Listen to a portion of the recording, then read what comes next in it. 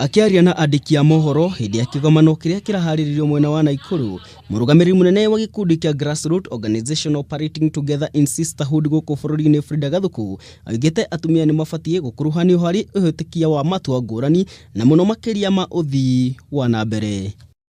Hindi ya kigomano giki kiraharirio ni gikundi kia Groots Kenya unyitaniri na ikundi ngurani rehanganagia na maundu ma uthii wanambere. Githuku ni ugite bururi no uhote gukinyukia makinya maingi ma mbere atumia mangiheo mweke uiganaine na arume guku bururi-ini. The space is not properly organized in a manner that citizens can give their voices, and their voices, their insights and opinions are taken in, and they get the feedback that actually whatever they proposed have been implemented. And there are also a lot of political interest within those spaces. So we see that most of the time it is either the political leaders' interest that take precedence, or it is the governor's manifesto that is given priority in terms of the program that will be implemented by the county, and it shouldn't be like that. Now atumia aria mararagia gikaro-ini giki ni mahinyiririe bata wa gukorwo na uigananu gatagati ka athuri na atumia guku bururi-ini.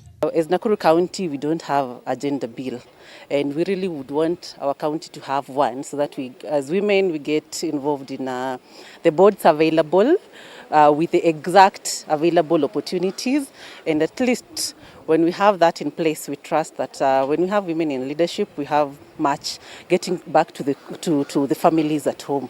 Kameme TV, riakwa no Waithaka wa Kinyua.